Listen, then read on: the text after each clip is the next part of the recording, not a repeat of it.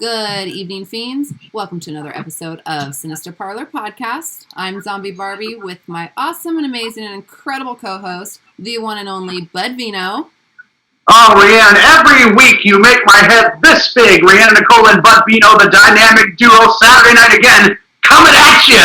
We're excited, Rhiannon. We had an awesome show last week, and this week we have an incredible show from a gentleman that, ironically enough, I'm going to let you introduce him, Rhiannon, but I had a gentleman, a fan of our show, named Sam Fowler. He put out a post a couple weeks ago. I told this gentleman on we're having, and Sam had put out a post about a little movie called The Night Watchmen that he loved so much.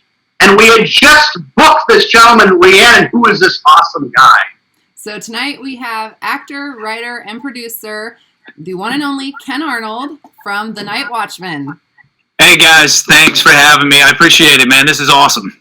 So man. Thank you so much, Ken. Thanks for joining us, buddy. You're welcome. This movie, oh my God, I love this movie. So back when you guys were making it, I'm friends with Mitchell Altieri. So he was telling me about it, that you guys were making. I was like, holy shit, I gotta see this fucking movie. And I swear, since it's released, I have probably watched it 12, 13, 14 times. I absolutely love it. Yeah, we had so much fun doing this. We've been trying to get this project off the ground for so long. It was a project that I developed with Dan DeLuca. We came up with the idea. Then we brought in Jamie Nash, who you guys know as well. And he helped us clean up the script. And, it was a project with me and my best friends. We've been wanting to do something together for so long, and we finally got to do it. And I think that chemistry and how we are in real life translated over onto the screen. And that's why it makes it such a good, fun film. Mm-hmm, mm-hmm. Yeah, you could tell that you guys it all seemed natural. All of the dialogue seemed natural. It was smart-assy, it was funny, and it just flowed so good. That's the way we are in real life. So if you ever catch us out at a bar and we're all together, that's exactly how we talk to each other, and that's how we read. So it wasn't much different from what we do in real life. So it was kind of an easy, fun thing for us to do. And of course, Mitch just let us do our thing. Nice. He gave us some suggestions here and there and steered us in the right direction. But he kind of let us just play and have fun. And with that freedom, a lot of exciting, great things came out of that. Mm-hmm. Mm-hmm. Oh. Yeah, well, I think that's, as you said, Ken, there's that intangible that you guys, that genuine chemistry and that fun you have together and some of those spontaneous things. It's cool that you had a director that was flexible like that and kind of trusted you guys to do that, because some of the best material probably came out of that real shit. In the end, though, we talked about this with the editor, and we talked about it with Mitch when we did Q&As at film festivals and stuff. I would say 85%, 90% of the film is actually the scripted stuff that was written. Oh. Yeah. I mean, there was some stuff that we came up with, improv, physical things and looks and things like that made it into the film. But the scripted stuff really worked. Jamie Nash is hilarious. Dan DeLuca is hilarious. Those guys, when they write something, it's funny.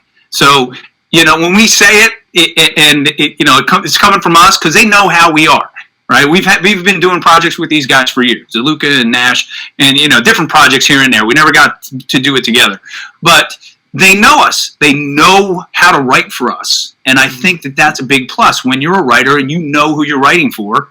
The lines come out naturally, and they know how we're going to say them. Mm-hmm. So I think that was the difference right there. That really put us over the top. Mm-hmm. Yeah, awesome. Well, and I can say too, we had Jamie on the show before, and I really enjoyed him. We talked a little bit after the show too, and he has a really naturally cool, funny way about him, and he's a deep guy too. He's a pretty deep guy. I really enjoyed getting to know him a little bit. And it's really opened us up because, again, he mentioned you and he spoke very highly of you, Ken. Yeah, and that's where that all came together. I think everything happens the way it's supposed to. Yeah, we met, I don't know, about 10 years ago? I would say 10, 11 years ago. He had reached out to us because we were doing productions in the area. We had done a couple pilots that we put online, and he saw one of them, and he thought it was pretty funny. And he contacted us. And he's of course friends with Ed Sanchez, Eduardo from the Blair Witch. So he's like, hey, we'd love to meet with you guys and talk about doing this web series called ParaAbnormal. And I don't know if you guys have seen that yet, but if you have, it's the Ghost Hunter show that we do. It's a web series. We did it 10 years ago. And as a matter of fact, we do have new episodes that are going to come out this year. But we did it 10 years ago. We did 4 seasons, so to speak, 4 seasons of it. And Jamie Nash wrote it. And I met with Ed and Jamie. And if you've ever met them and seen them in person, they're really tall, both of them. They're like, yeah, Jamie Nash and Eduardo Sanchez. When they stand up, you're looking at 6'7" and 6'8". Holy shit. Wow. So, yeah, you're like... I didn't realize that Jamie was that tall. I didn't know that at all. Jamie Nash is huge, and Eduardo Sanchez, they're both so tall. And I walked into the meeting, and they were both sitting down. So I was like, yeah, you know.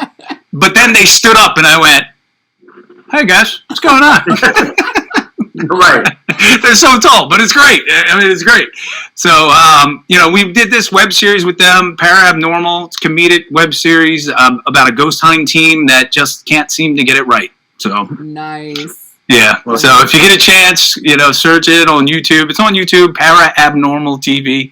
And, you know, our most watched video, I think, is up around, I don't know, 1.5 million views now, maybe. Yeah. So we had a good little audience. So it was kind of nice. Hell yeah. That's incredible, Ken. If I could too, I want to explain, and I know I said it to you, Ken, behind the scenes. I just thought it was funny. And I had mentioned it early on in the show where our friend of the show, Sam Fowler, mentioned what he had done was proactively put out this post about the Night Watchmen. Literally, I believe it was the day after, within a couple of days or a week or something of us booking Ken. And you and I always know, Rand, we always say everything happens for a reason and everything's... Yeah. So he said, you know, everybody out there, this is just... And for him to proactively write about it, he was really struck by the movie. For him to proactively be like, wow, it's good enough, I feel compelled to write. Yeah. So right away, I'm like, I have to do a double take. I said, wait a minute. I said, well, it just so happens we have the gentleman from the Night Watchmen coming on, and he was like, no way. So we know that Mr. Fowler will be watching, but it shows, Ken, I think the gravity of that movie and how much people enjoy it, even just from that little sample that was unsolicited. Yeah, we were very fortunate with the Night Watchmen. Not only to sell it worldwide, you know, we were fortunate. I mean, in Malaysia, it was in theaters, which, you know, I've never had a film go worldwide. And people in Malaysia are actually going to the movie theater to watch this film. Japan, and Australia, Germany, the UK, everywhere, all over the place. We have a huge following in South America, which is phenomenal. And then, of course, here in the United States, North America, we have a great following. I get stuff all the time from people, emails and messages on Facebook about the film, and we just can't be more proud of the work that we did, because like I said, we came up with the idea in like 2011, 2012, and it took us a good 4 or 5 years just to shoot it and just to get it in the can, and then it took another 2 years to edit and get everything set so we could release it in 2017. So it took a while. It's a long time. Yeah, well, and you know, it is part of the movie making process, because of course the hardest part, and you guys probably know this as well, the hardest part is finding money. Yep. It's finding investors. So that was the hardest part. That's definitely the hardest. I like with this movie, there's so many scenes where you just rewind them over and over and over. It's so fucking funny. You're like, oh my God, and you got to rewind it and rewind it and rewind it. And one that I really love is so Max, who played Rajiv. Rajiv, yeah. Yes, he slips in the blood and he screams his fucking head off. That part, oh my God, I have rewinded that just every single time I watch it. I have to rewind it like 3 or 4 times because. Well, do something! we were very fortunate to get Max. He actually came on at the last minute for the film, And we were fortunate to get him, and he was fantastic. He came in, and he picked up right away, and he fit right into the group, which was great. And we had a lot of fun with Max. Of course, me and Jiggets and Luca, we're like 20 years older than Max, so we didn't know how it was going to play out. But he's such a good kid. He's not a kid anymore. He's like 20. He's a grown man. But we looked at him as a kid, and he came in and he fit right into the group, and we had a lot of fun with him. And he had a great sense of humor, and he's a great actor. So we had a lot of fun. It was great. Yeah. Oh, well, awesome. Ken, I think that speaks as you were saying that. I think the one thing I was excited, Ray, and I will tell you, Ken, about you coming on is from the get-go, you have a joyfulness about you and a kind of jovial sort of personality. So I think that's an important part of it. I think you should never lose that side of you. And I believe it was Jamie, ironically, no such thing. We talked on the show about not losing that childlike wonder and that joy. So I think that may be why you got along with that younger. I always say that to a kid when the person's 20 years old. When you're closer to 50, then a lot of people, you start to do that. But I think if you don't lose that part of you, that joyful part, that part that really still can enjoy having that feeling of when you were a kid and that joy. And again, that's why I was excited about you coming on. Mm-hmm. And you bring that. I think that's why it's probably working for you, Ken, where you're getting the recognition worldwide, because it's one of these things I think that blows our minds when we go, wow, I'm just being me and totally doing what I do and I enjoy fully. I can't believe that other people out here appreciating it. It's great, and you deserve it, Mike. Mm-hmm. Yeah, my sense of humor, I think, was it just got arrested at the age of 15. Like, it stopped. That was it. Yep. Boom. 15-year-old. Boom. Here we go. I was into Police Academy was one of my first favorite films to watch. I watched it. I went to the theater like 10 times. 7 times I went stoned. So, right. It's perfect. Well, I always say to Rhiannon, I've always said, I'm like a 16-year-old boy. The things that I think are funny are things that, like, juveniles find. That's why I'm glad I have 2 boys. So I thank God, because my sense of humor, I just, again... Yeah. And I hang around with those types of people. Jamie Nash, he's the same way. Mm-hmm. Oh, he's a goofball, and that's why after the show we recorded, I was in my garage and we were going back and forth just laughing. Yeah, and I knew that's why when you came on, it was going to be the same, because also, Rhiannon, I got to say, Ken is a good sport, because I know we mentioned it in the pre-show, but Ken drove a screw through your finger today, Ken? I didn't drive the screw through my finger. I was holding the screw, and I took my glove off right before I did it, too. And I was like, I need to take my glove off so I can hold the screws a little bit better, so I can, get the drill. And sure enough, the first screw, after I took the glove off, I should have left my gloves on. And the first one, the drill slipped, and the drill, the screwdriver part went right through my finger. Oh, yeah. I was like, you got screwed, and so I got screwed. You did, and so... Before, I see that like 19 minutes before it's probably, about an hour before we're going to go on the show, and I see that, so I'm like, Ken, hey man, we're still ready if you want to record, but I understand you drove a screw through your finger, and he's like, no way, man, I'm ready to go, and I knew that solidified it for me. I said, I liked this guy before, and he made light of it too, so we're going to get along just fine. Look, that's nothing. One time I was working on a construction job back in college. I took a grinder and cut my finger almost halfway off. So, and then my dad just looked at it and goes, just wrap it up. Let's go. You got to get back to work. Let's throw some dirt on it. I was like, all right, here we go. Right down to the bone. You can see the bone. I was like, God. Sure enough, put duct tape on it, wrapped it up, went back to work, and that was the end of that. So. And you did it. Yeah, that happened to me. I was working at a welding shop. I saw a buddy of mine today, actually, Brian Peasley. We worked together at this welding shop, too. Right out of high school. I got my hand caught in a drill. Ugh, and it broke one of my fingers pretty majorly. And the foreman, this was, many moons ago, was a friend of my stepdad's. And he said, let me look at it, see if it's broken. And he set it. He went snap, and he reset it.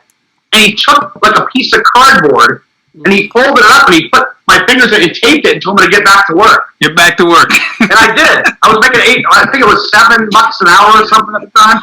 Oh, God. I'd be crying. Take me home. I'm done. Yeah, Fuck this. Never went to the hospital. My wife, she got a little bit, nauseous with whatever. Well, Ken, we were saying, my wife, you were saying too, because my wife doesn't like blood. Yeah, that's what it was. It was the blood. Yeah, it was the blood. So. Gross. Which makes me wonder, Ken, because I think for me, I'm usually like the crazy one, right? But for our wives, they seem put off by things like that, but they married us, which makes me wonder if they're the crazy ones, Ken. Well, when my wife met me, I was playing professional baseball at the time. So she didn't know that I was going to get into this crazy world of horror films and horror comedies and things like that, and acting. She didn't know that. I didn't even know it at the time. So, but then, that's the way it went, and here we are. So it's pretty awesome. Yeah, it's pretty awesome she's like that. In all seriousness, I think we were saying we both got lucky, because my wife's the same. She's pretty quiet. Well, I've been through some things with her in those times, different paths, like you said. And she's always been very supportive, which I think I can speak for myself and just judge it. It seems like we're both really lucky. We're allowed. I know I've always felt supported in that way. Like I've had the freedom to jump, you know what I mean? And it's not a problem. So again, shout out to your wife. Thank you for being such an awesome friend to Ken, because he's an awesome, fun guy. I can tell that. She gets frustrated sometimes with me, though. She's like, come on. You need to get an acting job soon or something. What was the key word that we said about our wives? They're very tolerant. Exactly. Tolerant. Yeah. That's the word. I think that's the word. That's the word of the day. So since you said that wasn't your original path, what made you decide to become an actor and write scripts and do this whole world? When I was playing baseball, and I tell this story a lot, but I will tell it again. I just got released by the Texas Rangers. I was lying on the couch feeling sorry for myself, and I'm watching Days of Our Lives. And John Black comes on. He's a character in all Days of Our Lives. And I knew that he had once played minor league baseball for the New York Yankees. And I'm watching it, and I'm just sitting there going, wait, what? And I sit up, and I say to myself, and I say this out loud, and I go, I could be as bad as him. I could do that. What he's doing right now, I can do that just as bad as he can. And guess what? I called up an acting place down here in Maryland called Maryland Hall for the Creative Arts. I called them right on the spot and said, hey, do you guys have any acting classes? And they said, yeah, we do. Tonight, starting at 6 o'clock. It starts as the first one. And guess what? I hustled down there, went to the class, loved it, and the rest is history. I just started, taking more classes, and I sent, the teacher told me to send out a headshot. I sent out a headshot. Within a week, I was working on a project, and it was fun, and I loved it. So that's how it happened. Shit. And here I am. Now I'm an actor. I still played baseball for a few years after that, but in the off season and my downtime, I was studying. I was reading up on it. I was watching closely different things. Mm-hmm. And then about 4 or 5 years into my acting career, I started my wife started a production company, and I started working for her, editing and writing and doing that kind of stuff, and it developed from there. Damn, that's awesome. So has she always been into the movie business as well, or? Yeah, actually, when I met her, she was a locations assistant on films like Major League 2, The Boys with Winona Ryder. She did that one. She did One If I See, I believe is the name of it, with Dennis Leary and Julia Roberts. Was it Julia Roberts? She's just sitting over here listening now because she heard her name. So she heard me say my wife. So she came up. Yeah, she wants to know what's going on. What's this? I've heard my name more than once. Yeah, she's just off screen, and now she's listening to everything I'm saying. So yeah, my wife found Paul. I think she listens somewhat, but she won't let on. But I don't know. But then if I could, Rihanna, real quick. I think first of all, Rihanna, awesome question. You've really been kicking ass, especially for a long time. So 10th show together. I'm very excited. Mm-hmm. But I think it's important, Ken, what you just said, that people hear that, because that's how it's done. There's literally no reason for people out there. If you have a dream, you know what you do? You do what Ken did. You jump in. Don't think. Do with what your heart says. There's no reason I can't. And the only thing that stops us, Ken, is our own insecurity or lack of self-confidence, or what people say we can or can't do. There's no reason. And you did it the perfect way. When I first got into radio, I've said before, I literally had no idea. And I walked into a radio station and was like, hey, I don't know anyone. I've never done this. I have no idea what I'm doing. Who do I talk to? I want to be on the radio. And that's literally how a lot of things happened in between there. I was very young, but my point is what you did. It's so ballsy. And that's the way you do it. I know I can do that. Believe in yourself and just jump. Rhiannon, awesome. But yeah, and that was it. I never doubted that I couldn't do it. I just said, you know what? This is something that, I know it's different than anything I've ever done. Because I got a business degree. I was offered jobs to work on Wall Street right out of college, and they were good paying jobs. But even then, I was offered to play professional baseball. The Chicago Cubs came to me and said, hey, we're going to give you next to nothing to come and play for us. Or I could have went and worked on Wall Street and been making $100,000 a year right out of college. I chose the different path, and I played professional baseball for almost a decade. And I loved it, and I made great friends, and I had a great time. And I met my wife. I would have never met my wife if I hadn't have done that. If I hadn't chased that dream, I wouldn't have the life that I have now. Mm-hmm. And then once I got near the end of that segment of my life, that chapter of my life, I was like, what do I want to do? What can I do from here? I could have went back into the financial industry and did that. Mm-hmm. But I didn't want to sit behind a desk. I didn't want to do those types of things. I was just like, you know what? Office work is not for me. 9 to 5 is not going to work for Ken Arnold. And guess what? I went and I took those acting classes and I dove in head first, and the rest is history. Making movies that, fortunately for me, I made a movie that got worldwide distribution, and hopefully the next one will do the same, and then the next one after that, and we'll just keep building from there. Yep, definitely. Wow. I was sitting there kind of shaking my head too because of your path, and I was a police officer when I was very young for a number of years. I was a national sales executive. I traveled all over the country. I was in my early 20s. I had a nice silver BMW that said #1 rep on the plate. But I wasn't fulfilled. And everything happens for a reason. I shouldn't say I wasn't fulfilled. I was at the time. But like your path, there's certain things that happened where at the time I was kind of questioning, or maybe I've been bummed out about, but I would have never met my wife had certain things happened differently. So at the time I'm like, oh, but now I'm like, wow. So I think the later we go into life, and it's important people hear it too, is hang on, because everything happens the way it's supposed to. So in the moment it might seem horrendous or something horrible, but if things hadn't happened exactly the way they did for you and for me, for Rhiannon, that's why we're all right here, right now. Mm-hmm. So again, I think your story is an awesome one because I can completely relate because it's that feeling of just doing all these different things and saying, you know what, what else can I do that will make me satisfied at this point in my life? And those earlier professions, it's always great because, like you said, I made good friends. No one can ever take that stuff away from you. And it's all part of what shaped who you are. You had to do it. It's made you Ken Arnold, the biggest and the baddest and the funniest. Right? Well, that's the thing. If you've ever been, I spent a decade of my life around 26 guys all day, every day. So imagine that. Imagine you are just around 26 dudes that's all they want to do is make you laugh all day long. And then bust your balls and do that, you know what I mean? So it was just a constant, who could be funnier than the next guy? And who could, and that's what it was. Who could tell a better story? Who could be more entertaining to make everybody laugh on the bus or, at the hotel or on the field, in the dugout, whatever it was.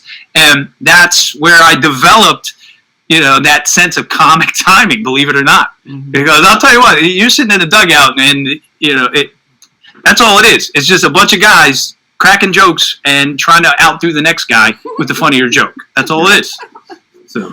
Awesome. Yeah, I had in high school, it's pretty funny, God rest his soul, I had a teacher named Mr. Lesneski. And I got class clown in high school. But he stopped me outside of class. He was a history teacher. And he said, hey, bud, I tell you what, if I give you, it was a 2-hour class. He's like, if I give you 10 minutes to do your stand-up before class, I won't interrupt you. Will you let me teach the rest of the class and not F with you? Because that's how much I'd get the class going to where he couldn't.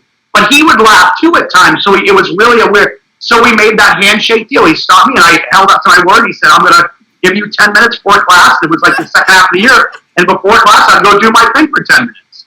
And it was a deal. I'd sit down, I'd shut up, and let me tell you something. That was hard for me. I made the deal, though, so I did do it. And he was a good man for doing that because he needed to teach, but he also believed in what I did, and how I was. He wanted to try and encourage that, and he did. He was a very good man. He took me to actually one of my first Boston Bruins games. Very cool. Good guy. Yeah, after that, he was like, "Hey, bud," it was a couple months later.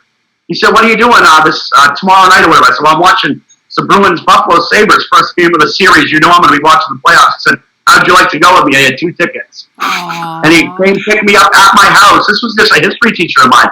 We went into Boston from New Hampshire, and I tell you what, it was one of the most memorable, awesome nights of my life. Bob Sweeney scored for the Buffalo Sabres. The Boston Bruins had just gotten rid of him at the deadline, so they lost in overtime.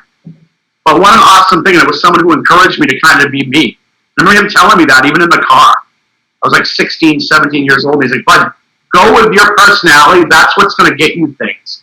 Be authentic. Be you. Don't be fake. Be what you are, because that's what's going to bring you fulfillment in your life." And he was right. Absolutely. But that's a great story. But, you mentioned the Boston Bruins, and now I totally, I don't know if I can talk to you anymore, so I'm just going to talk to Rhiannon from here on out. Right. I understand. I can't brag much, especially after what the Bruins have been doing. We haven't won since 2011, but hopefully it's soon. I'm a Flyer fan, so we hate the Bruins. But we haven't won since 75. So the Broad Street Bullies, yeah. I actually just saw, Ken, off the subject a little. I just watched a big thing on Eric Lindros and that whole trade when he was going to go to, he refused the trade to Quebec and what those teams gave up. Ken, I'll send you a video. This is off the subject, but I'm going to send you a video of, from that Lindros trade, all the trades that came from it till now. Yeah. It'll blow your effing mind how far out it reached. Yeah. No, I believe it. And he was good for us for a while, but he just couldn't bring home the trophy for us, though. Yeah, he played hard. He got his bell run a lot. So yeah, you gotta keep your head up there, Eric. So Stevens caught him at the blue line really long. Remember that one when he looked? Oh yes. Yep. That was scary. He was like comatose on the ground. Yeah, well, Stevens was like that. He put a lot of guys out like that. So yeah, and that was a vicious. That was just a stand-up blue line, nasty man-to-man blast. Yeah, it was. That's why I love hockey. Rhiannon's like, what are these two talking about? I'm sorry. Let's go back to talking about horror movies and stuff like that. Right. Oh man. I'm in. All right, go guys. I tried to watch Keanu Reeves' Knock Knock last night. I got about 15 minutes in. I couldn't watch it. Yeah, it was very different. Yeah, I was like, yeah. I have to watch this another time. I don't know. I don't know what it was. It was just I was watching it and I was just like, I can't get into it. I don't know what it is. Some parts too where I was like, oh, that's just I don't know. Yeah. Really odd. I don't like that. So it was all right, but it was just different for me. I had to took 2 times to watch it. Like I watched some of it, and then I was like in the middle of painting my armoire, and I'm like, all right, well I guess I'll finish watching it, and I kept stopping like, the fuck? Like, I'm gonna watch the Night Watchmen. Well, Allie and my wife and I are gonna watch the Night Watchmen because we have to do that, and we also have to do Cherokee Creek. Yes. Cherokee Creek. Okay, who made that? Todd Jenkins. And Go ahead, Billy Rhiannon. Blair. Sorry, Todd Jenkins and Billy Blair. Okay, yeah. If you haven't seen it, we had Mitch and Todd on the week before last, I believe it was. Not Altieri, though. A different Mitch. What's that? Was it a different Mitch, or was it Mitch? It wasn't Mitch Mitchell. Mitch Altieri. It was Mitch Wilson, right? Yeah, Mitch Wilson. Okay. Yeah. Okay. Yeah. Mitch's new film is Starlight is out. Yes. Right. So that's out. Well, I was going to mention Knucklebones because I haven't watched that whole thing yet, but my wife watched it, and Rhiannon's watched it, and they both flipped out over it. Okay, Knucklebones. All right, another one on my list. Yeah, that I have to watch. Yeah, I was kind of a jerk though, and I think I told you, like, Allie had watched it, and she was really like freaked out. She legitimately was right into it, so I didn't bother. I went to let her watch it, and she was freaked out. She's like, I don't like Knucklebones. Knucklebones freak me out. So she goes in the basement, of course. The basement. I had to shut the light off when she's down there and start making noises. She wasn't really laughing. It took a little bit. She did laugh, but not right away. At first, she wasn't really overly impressed with it. course, again, I'm like a 16-year-old, so I laughed. But she didn't yet. But no, Knuckle Bones is supposed to be awesome. I've seen the first 20 minutes of it. It was really good. Yeah, right now, yeah. The Cherokee Creek, is that like a Bigfoot themed movie? Yes. Yeah, I thought so. Funny. Oh my gosh, it's so funny.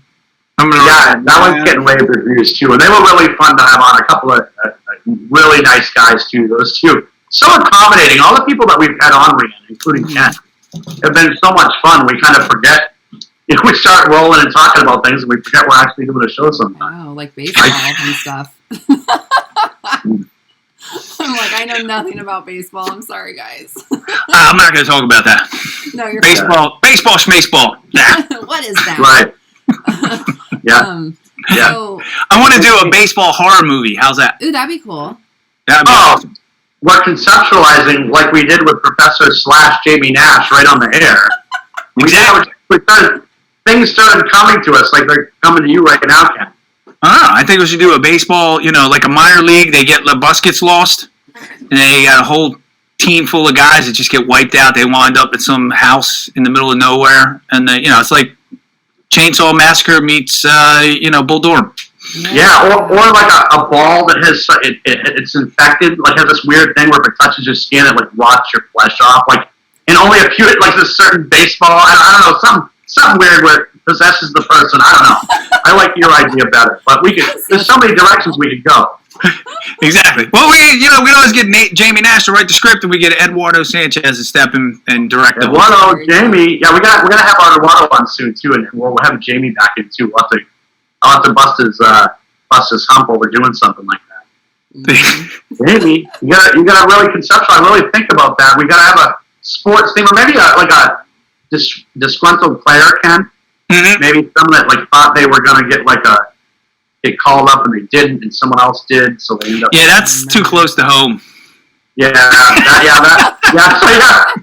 we will bring that up. Wait a second, I think I already lived that one. So exactly. Who have you been talking to, bud? I'm done with it. Exactly. I'm gonna start murdering people. Right. Cal Ripken. Let's start with him. That guy. Oh. So that was a shortstop in the Orioles system, and guess what? That guy never took a day off. So, but I already talked to him about that in real life. So. Wow. Yeah. Tell you what, one of the greats, man. The things that he did in terms of no hitters and perfect games, and absolutely unbelievable. Yeah. I was his stunt double in a commercial. Oh wow. And which one? He did a Bear one a day men's over 50 for the All-Star game a few years ago. And we're doing the rehearsals, and I'm catching all the balls, and I'm diving, and I'm doing all this stuff. And he's looking, and he comes over, and he goes, "Hey, did you play before?" I said, "Yeah." He goes, "Who for?" I said, "Baltimore." "What position?" I said, "Shortstop." I sat there and looked at him for a second. It was like this awkward silence. I said, "Yeah, some guy wouldn't take a day off." And then I turned around and walked away. Nice. He's like, "Oh, you got me." I said, "Yeah, I thought I was going to get a break, but you're the Iron Man. You just decided you're never going to not play, so here I am. Here I am. I'm doing stunt work on commercials. I could see you doing stunt for him, though, because I could see it, like the hairline and stuff, like in the from back then, too. I can see the resemblance in it. Yeah, they shaved my head for the commercial because he's bald now. Was he pretty much gone by then? Yeah, in terms of his hair, yeah. Yeah, he was. So, yeah. But they put a fat suit on me, though. I didn't think he was too happy about that. So you get the last laugh in the end, Ken. I think so, because, his $4 million mansion he just bought down on the bay over here, a couple blocks from me. Yeah, he's laughing. He's not laughing. I'm the one. Right, not at all, right? Yeah. Right. I see him at the hardware store every once in a while. "Hey, Cal." How you doing? He's like, security. Get out of here. Kids, run. There's that weirdo Ken again. Yeah. Weirdo. So where did you come up with the idea for the Night Watchmen? You said, it took a while to write it, but vampire zombie clowns, what sparked that? Here's how it all came about. So like I said, it was like about 11 years ago. I owned a studio in Baltimore in an old, scary broom factory building. You know, at night, the place just was a ghost town. There was nobody in it. And I said to Dan DeLuca one night, I was like, look, I called him at like 3 o'clock in the morning. May or may not have been drunk. Not 100% sure. Can't remember. But I said to him, I said, look, what can we do that we can shoot in this building? And, you know, what kind of an idea could we come up with where we're trapped in the building overnight? We got to survive the night. And he's like, all right, hold on. Let me think about it. And he came back 2 or 3 days later with an outline about a group of security guards, 3 of us, and we were trapped in the building with vampires. Wow. And we had to fight our way out. Now, the clown vampires didn't come into it until Mitch came on board. Oh. So Mitch came on board, and we did have a clown in the beginning of the movie, but we had a meeting about it, and we discussed it, and Mitch's idea was like, well, why don't we have the clowns throughout, and it's a troupe of clowns, and the main vampire villain is Blimpo, the clown.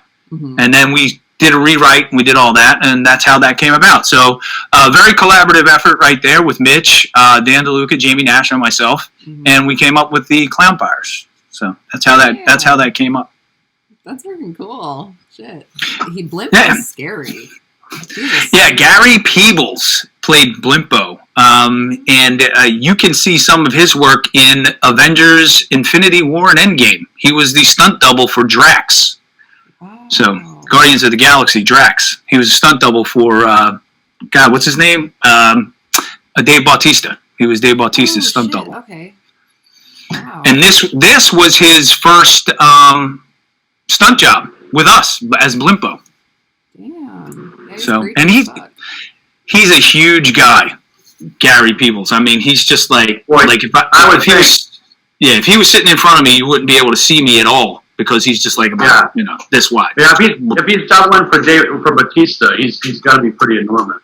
Yeah, he's just huge. So, and but the nicest guy in the world. The nicest guy you would ever want to meet. He would do anything for you. He's a good disposition. He's always laughing. He's always telling jokes.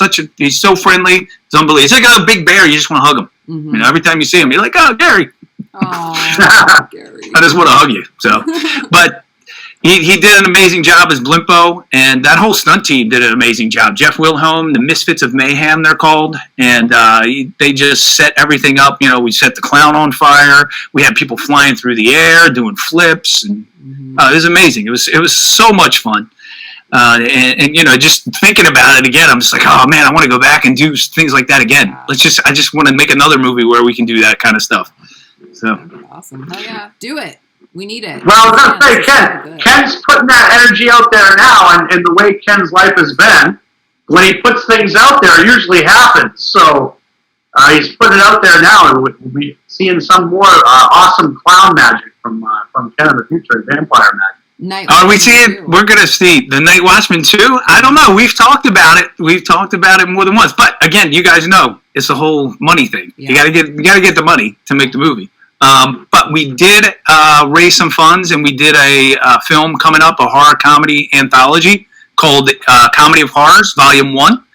And we're wrapping that up right now. We're in the last leg of the post-production. Our deadline is the end of November.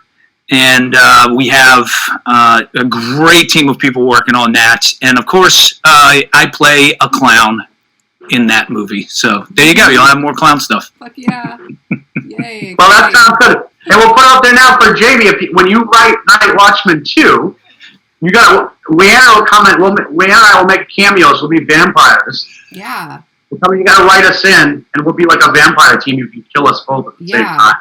You got to come out. You got to be clownpires. So we'll do that. Yeah, well, whatever you want us to be, we'll be like a team that you guys have to butcher. Well, we've already have a script, by the way, for the Night Watchmen 2. Oh boy! We already have it. We are ready to go. So it's just a matter of getting the funds for it and finding the time and putting it in. You know, with this whole COVID thing, it kind of set everything back. Yeah. But we didn't let that deter us. We worked on the film that we shot last year in November, the Comedy of Horrors. and we're working on that. We're wrapping that up now, but we are in the process of doing other things. We have 2 films in the pipeline: a horror western and another horror comedy that takes place in Romania, which actually involves the Night Watchmen. Believe it or not, it's cool. It's like a meta sequel. It takes place in real life, where me, DeLuca, Jiggets, Matt Servito, we travel to Romania to go to a film festival that the Night Watchman is in. In the International Vampire Festival. And when we get there, they want us dead because we made them look bad. I love it. I love that, Ken. That's very unique. It is unique, and it's a great concept, and it's a great idea, and we were all set to shoot right now, but COVID happened, and we had to push it all to next year. Well, it's almost here. Ken, I was thinking, like when you were saying that, I was thinking something along the lines of New Nightmare, but a lot more self-aware. Yes. You could do something that was that was a lot more, and I think you could do a lot with that. I'm sorry to interrupt you. No, it is very self-aware, the project, and it's us, it's me, Ken Arnold, it's Dan DeLuca. We play ourselves in the movie, and we go to Romania to this film festival, the International Vampire Festival, which actually exists. They know we're coming, and we're going to shoot with their festival as our backdrop. They know we're coming to Sighișoara in Romania, which is where Vlad the Impaler was born, and we're going to shoot this film, and it's going to be insane. It's ridiculous. There are gnomes in it. There are monks that do LSD. There's Little Red Riding Hood. There's a werewolf. It goes all over the place. It's a road movie. It's like The Hangover meets Bram Stoker's Dracula meets The Night Watchman. It's crazy. There's just so much crazy stuff happening, but it's fun. And and here's my gauge when we write scripts. So when Dan and I sit down, and Jamie or Matt Cerrito, and we sit down and we start writing with each other, if we're laughing out loud the whole time we're doing it and we can't stop, we know it's going to be funny. We just know it's going to be funny. Because if we all find it funny, then, there's going to be a group of people out there that find, across the board funny. So, and we never get tied to any, it has to be this way, or it has to be my vision, or it has to be Dan's vision, or Matt's vision, or Jamie's vision. We agree to just all collaborate and throw different ideas out there, and see what sticks and see what's funny. Oh yeah, that's awesome. I think that's cool too. And I had mentioned something. I don't know if it was Jamie or somebody else I asked if you get married to ideas, or if it's a problem just being able to cut that away, or stuff that doesn't, but it seems like it's pretty easy for you to be emotionally disengaged and just let stuff go that doesn't work. Look, if my idea doesn't work, I know Jamie's is going to hit it out of the park. And if Jamie's doesn't work, I know DeLuca's is going to work. I know Matt Cerrito's is going to work. I know. And we surround ourselves with people that we know we can trust and that are funny. And people that we've worked with on other projects that we know are talented and can do the things that we're asking them to do, and we trust them, right? And that's the whole thing. That's the whole thing in making a film. I don't care who you are and what level of filmmaking you are. Surround yourself with people that you trust and can do the job and do it at a high level, and it's going to work. It's going to work. Yeah. There, over there. Yes, over there. I went the wrong way. Yeah, I couldn't agree more. And it's just like, and Rhiannon and I have said it too before, even with she and I, it's just like a marriage. It's a relationship. And we've said before, how many times have we said, Rhiannon, and you'll understand the analogy, the best sex you're going to have is when you have full trust. Meaning, whatever it is you do, the best product you're going to put out is where you can trust the other people that you're with fully. Not just in words, but with Rhiannon, even on the show, she knows she'll never fall. Well, and if I have an idea that doesn't work, she usually has one that does. More often than not, her ideas are a little better than mine. But again, we have that trust in each other. And it's important, because if you don't have that, the rest is shit. None of the rest is going to work. It doesn't matter. That is true. That is true. And and we were fortunate on the Night Watchmen. Mitch came in, Jeffrey Allard, the producer on that, who did the Texas Chainsaw remakes. He produced those, and he was a friend of mine. I had done a film with him years ago, and I knew that he was the guy that was going to get this movie to the finish line. So that's why I brought him in. And then once we had him on board, he recommended Mitch, and Mitch came on board, and we had a meeting with Mitch, and we just knew from that moment, that this is the guy that we want to go with, because he came in with these great ideas, the clownpires, the zombie clown there. So he came in with that, and we expanded on that. We did the rewrites and everything, and everything just seemed to click. And we had such great people. Cara Louise was fantastic, who plays Karen in the movie. Rain Pryor came on. Tiffany Shepis was on. We had such a great cast and crew.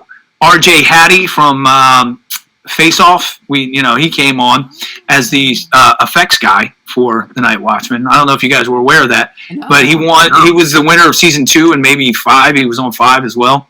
So of the show Face Off, the sci-fi show. Yeah.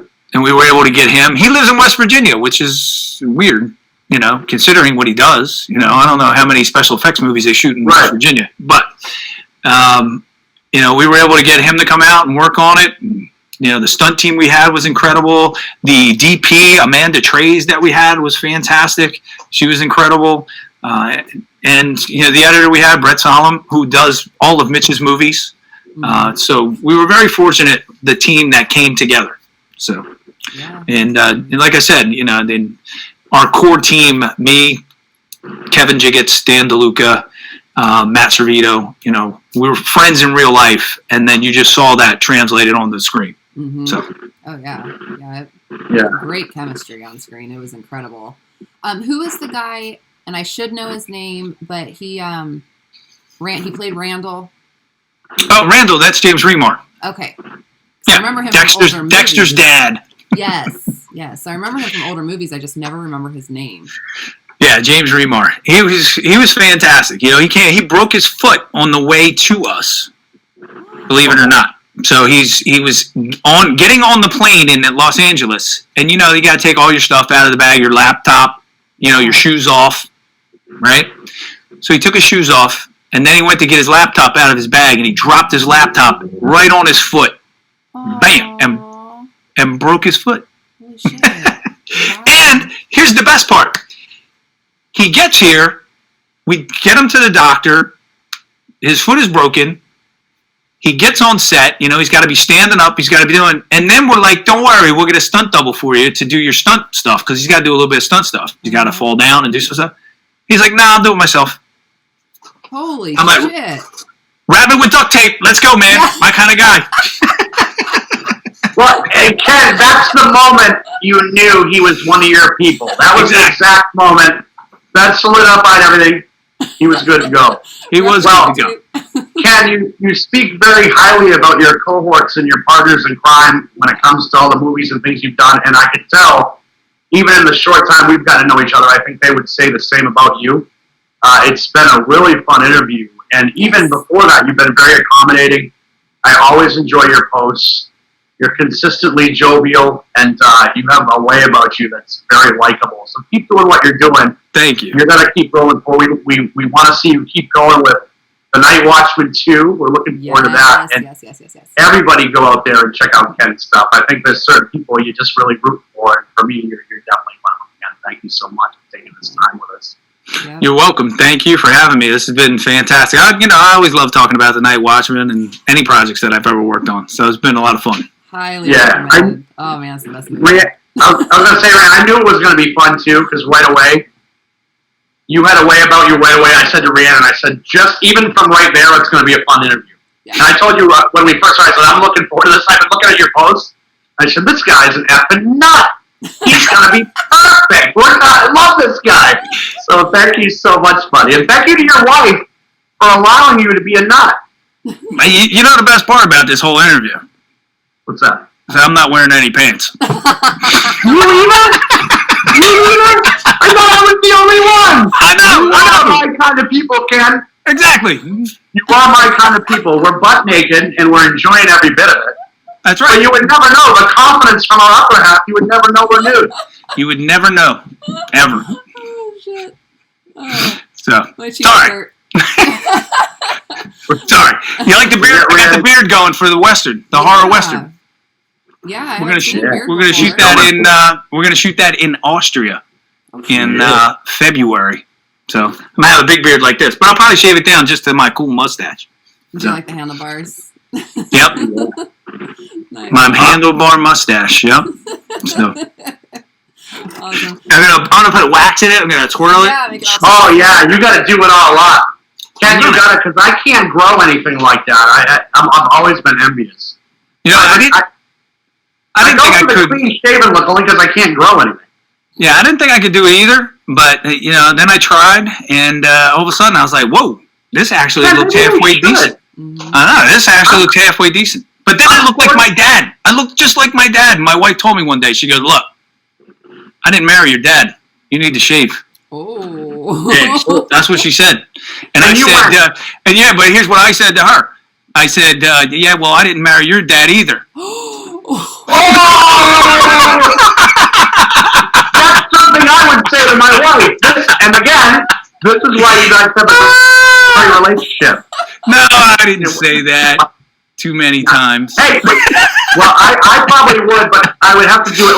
It would depend on the situation. Yeah. My wife would, if I couldn't do that if things were like if she was a little upset with me because it would probably push things. It has to be the perfect time. Where she was in a great mood and knew that I was in a great mood and I would know. Nah. Well, my wife's good. She's a good sport. She loves me, so that I am grateful for. Yeah.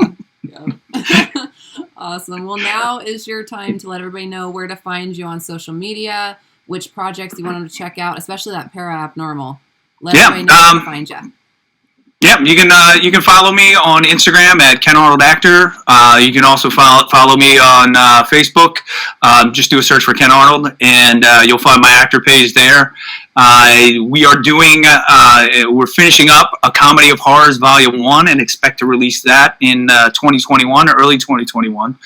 And then we are moving on to the horror Western that we're shooting, and hopefully the Romania project and the Night Watchmen too, which would be fantastic. And if you want to see ParaAbnormal, go to ParaAbnormal TV. So it's ParaAbnormal, not paranormal, but ParaAbnormal TV. And we have 4 6-episode seasons that are up currently. And we are doing another one right now. We already shot it. It's done. It's been sitting for about a year. We got wrapped up in this Comedy of Horrors movie, and we just had to put that on the back burner. But that will be released in early 2021 as well. Wow. So, yeah. And it's, of course, it's a because Eduardo Sanchez produces it, it's a found footage ghost hunting show. Cool. So everything is shot on, handheld video cameras. Mm-hmm. And as a matter of fact, Eduardo actually shot some of the early episodes that we did. So, which was fun. Shit, yeah. It's on our list. I want to watch it so bad. I think you guys will enjoy it. It's silly humor, silly comedy, and, we're looking for ghosts. Yeah, sweet. Hell yeah. All right, well, thank you. And then now, Bud, it's your turn. Oh my goodness, Rhiannon and Nicole. First and foremost, I want to thank you, Rhiannon, as usual. This is our 10th show together. This is our 10th show that we've done besides the one where I was a guest. This is our 10th one. And what an awesome person to have on for show number 10, Mr. Ken Arnold. I've been excited for weeks to do this, and this exceeded my expectations, sir. You're an absolute blast. We wish you continued success. Keep surrounding yourself with awesome people, and those people out there, keep surrounding yourself with awesome people like Ken Arnold. Again, Rhiannon, thank you so much. Rhiannon facilitated this interview as she does so many. She works so hard behind the scenes. Best teammate I've ever had or ever will have. To my wife, Allison, I love you, baby. Thank you for being born. To my 2 boys, Daddy loves you always and forever. And to everybody out there, chins up. Go live your dreams like Ken did. Now, we're going to let him say another thing. I think he wants to say something here. Keep living your dreams like Ken did. And keep getting up there and saying, wait, this is what I want to do. This is my dream. Why can't I do it? There's no reason. So take that jump like Ken did. Ken, keep kicking ass. We love you. Thank you. Thank you so much. And thank you for, having me on. I appreciate it. And, cheers. Hell yeah. I only got water. That's all right. A whole cup of water. It's all right. Go for it, Rhiannon. All right. So I want to thank you. Oh, go ahead. You got to tell everybody it's vodka. A lot of fucking vodka. Like, so much. I'm going to be wasted. Vodka! Like up in smoke. Go ahead. I'll be wasted, like, later. So I want to thank you so much, Ken, for coming on. You know, I've been friends with you on social media for quite a while and always love seeing your posts. And The Night Watchmen, I cannot get enough of it. So everybody has to check it out. It's so fucking funny and it's so good. The acting is incredible. So you did so good on that. Thank you. Yeah. I can't wait for the next one. Most times everybody calls me a hack. Aw. I've been called worse. Exactly. You're in good company, brother. Thank you. Hey, it's good company. I like that. Yeah, of course. Thank you, Bud, for being my co-host. You're incredible and amazing. Every show I look forward to. You and your family, I love you so much. I couldn't do this without you, so thank you for everything. Want to thank My Indie Productions for always supporting the indie artists, supporting our show, and tons of indie artists, actors, directors, producers, short film, just everybody. So check out myindieproductions.com. Give them a like, follow them, share. Ty Guberman is absolutely amazing. I want to thank Johnny Ellenberger for doing our intro and our intro music and our logo. Chris Atella for doing our outro music, and then our intro and outro for iTunes, Spotify, Google Podcasts, all that fun stuff. Crazy Ink Publishing for publishing my books. I have 2 of them out right now. Broken Halo Blood Curse.